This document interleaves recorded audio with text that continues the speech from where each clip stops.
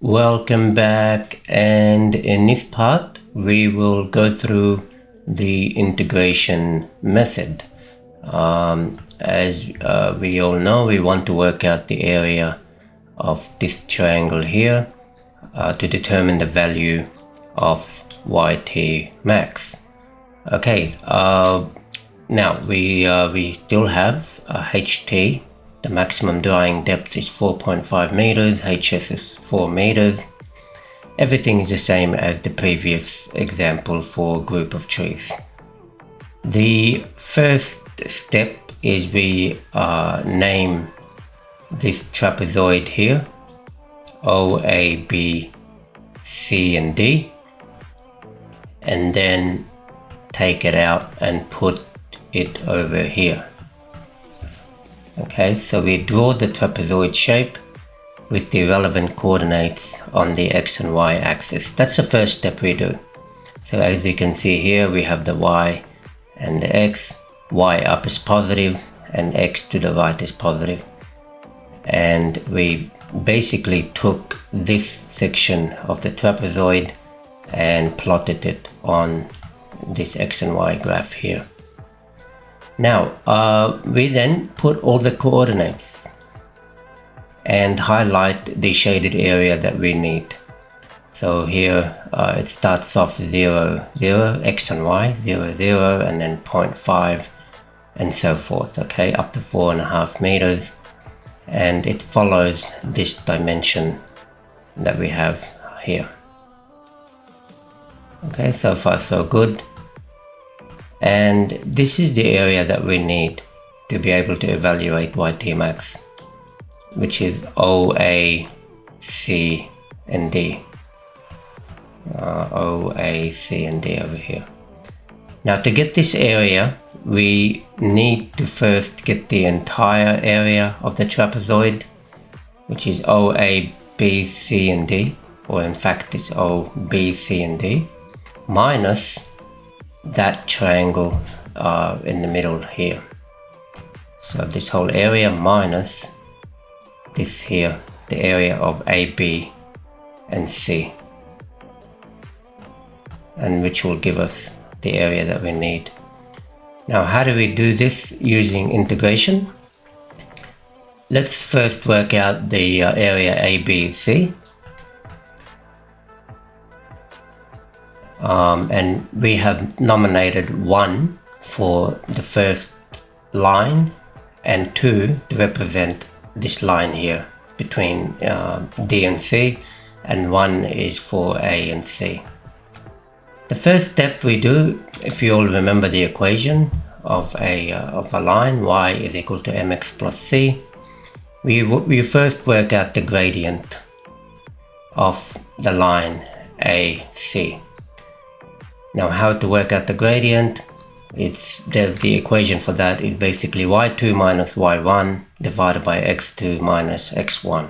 So in this case y2 is 4.5, okay, and y1 is 0.5 divided by x2, which is 0.6, minus x1, which is 0.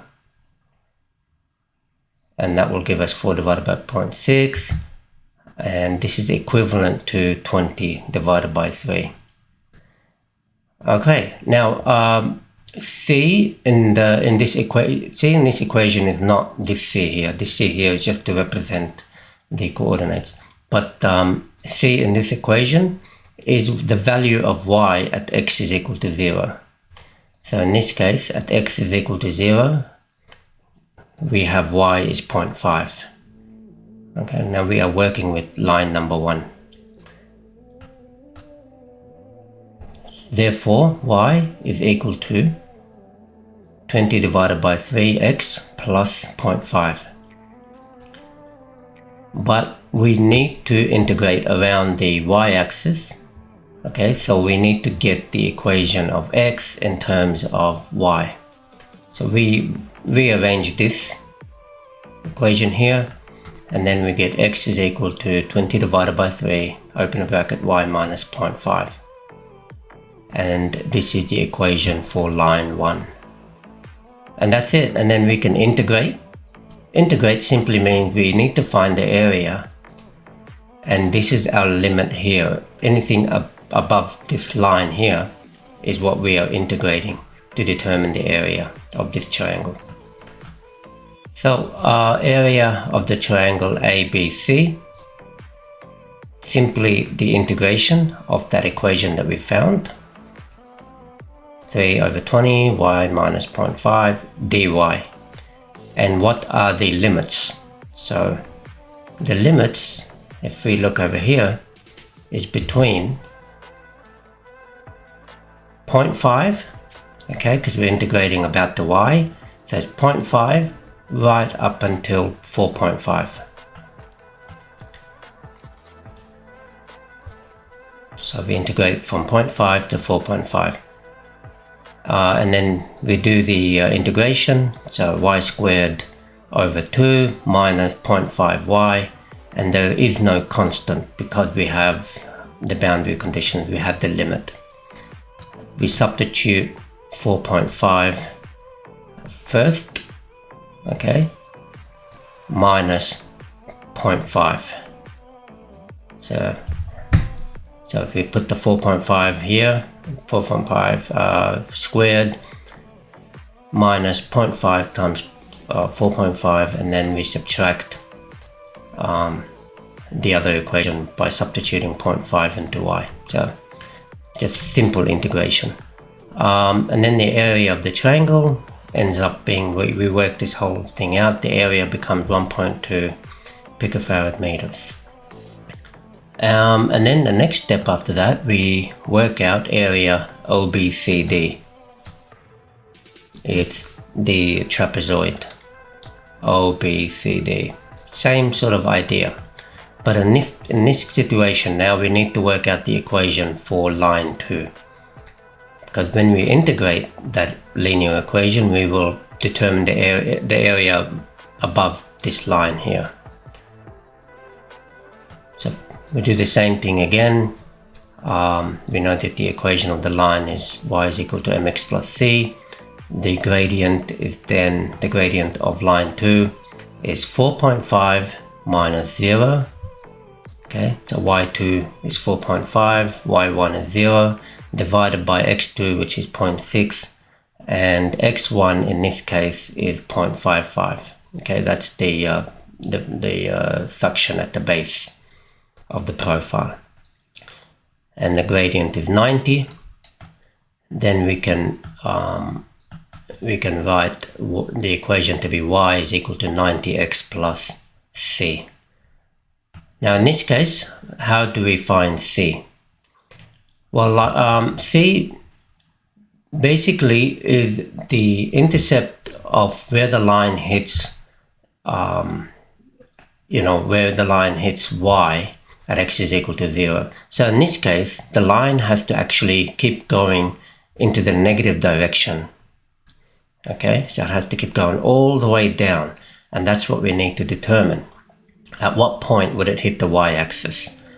So we can say at x is equal to 0.6, y is equal to 4.5, and this is one of the boundary conditions that we have. As x is equal to 0.6, y is equal to 4.5, and then we can substitute into the equation to determine c, and then c ends up being minus 49.5, which makes sense. I mean, if that line 2 goes all the way below the axis, it will hit somewhere at the bottom here, which minus 49.5.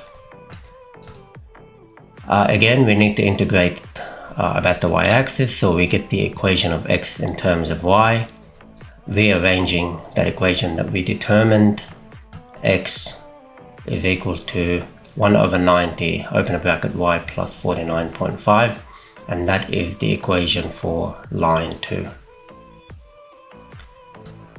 We proceed with the integration, but this time, where do we take the limits? Well, we take the limits for the whole lot. So we take the limits from 0 right up until 4.5.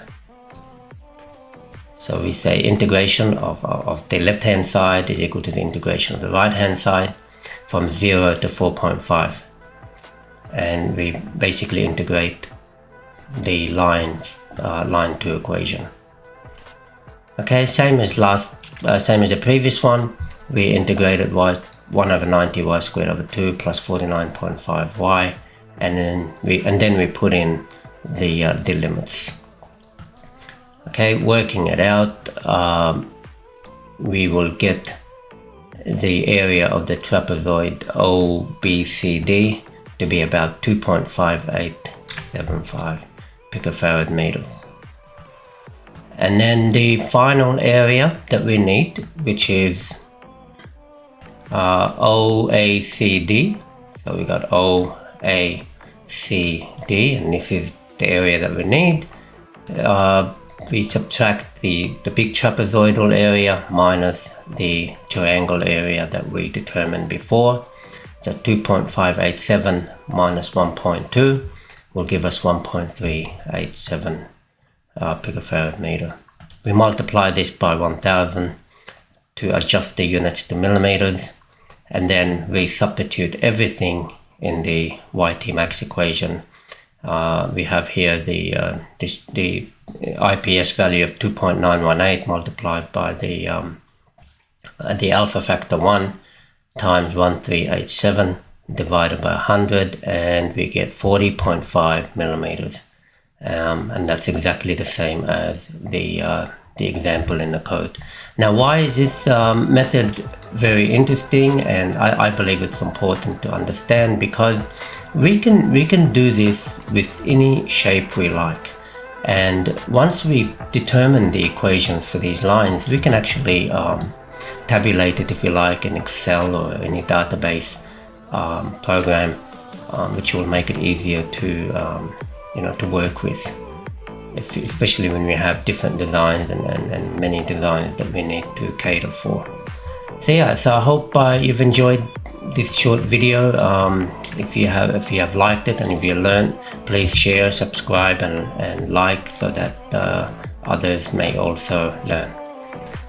Until then, we hope you have a great afternoon.